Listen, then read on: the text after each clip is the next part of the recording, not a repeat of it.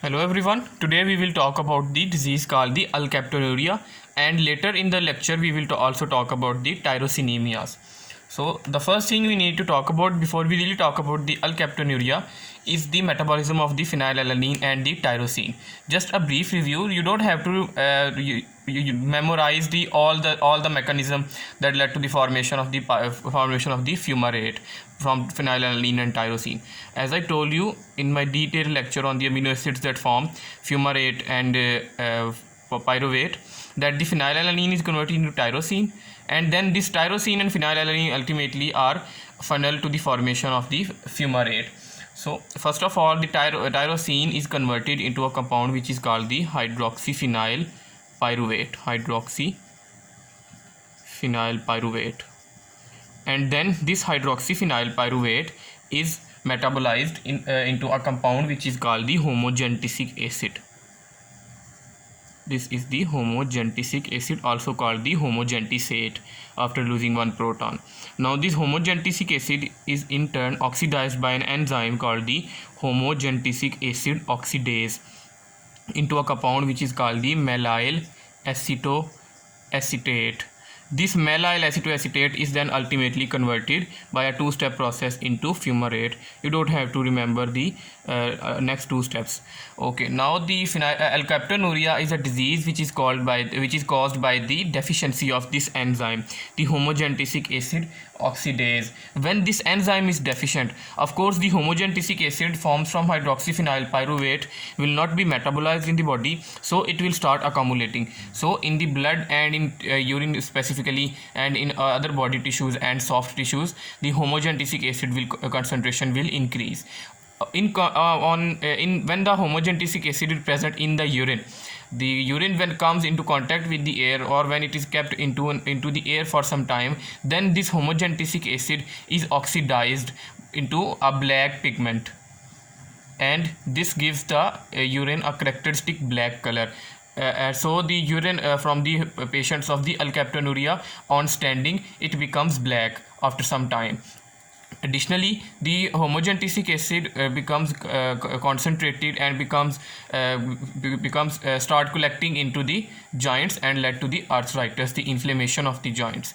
And also, when the homogentic acid is oxidized in the soft tissues of the body, it forms a black pigment, again the same black pigment, but now it is not in the urine but in the soft tissues of the body like collagen and in the other connective tissue structures, and this will lead to a condition which called the ochronosis.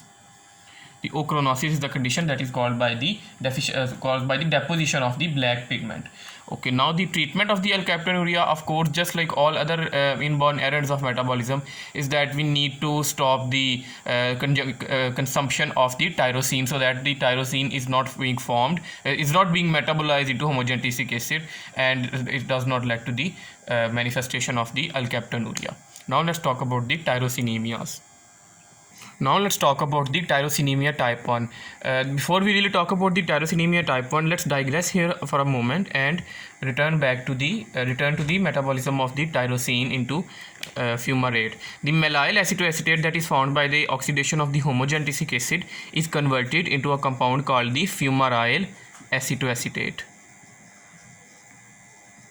Then this fumaryl acetoacetate is hydroxylated, or hydroxylated, you can say, no, not hydroxylated, but it is you can say broken down into a compound which is called the fumarate, and the enzyme here is the fumaryl acetoacetate hydrolase, not hydroxylase but hydrolase.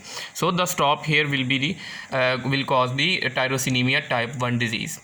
Okay, now the when the fumaryl acetoacetate is not being metabolized in the body, the fumaryl acetoacetate that has been accumulating in the body, it will convert into a compound, because it contains the fumaryl group, so the fumaryl group will be converted into the succinyl group, and the acetoacetate will be converted into acetone. So a single compound, these are not different compounds, this is a single compound which is called the succinyl acetone. So it will start accumulating in the body, and when this compound starts accumulating in the urine, the urine has a characteristic cabbage like odor.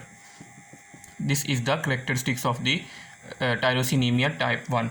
Okay, now the second manifestation of this tyrosinemia type 1 will be that the succinyl acetone. Now this is an acidic compound because it is a keto acid. Of course it is an acidic compound, so it will in turn lead to the renal tubular acidosis. And also in this case the treatment will be the restriction of the phenylalanine and tyrosine, diet containing phenylalanine and tyrosine. In the next video we will talk about the methylmalonic acidemia, cystinuria and cystinosis. Just a word about tyrosinemia type 1, that this tyrosinemia type 1 is also called tyrosinosis. Okay, now see you in the video on methylmalonic acidemia. Thank you very much. Please subscribe to my channel and share with your friends.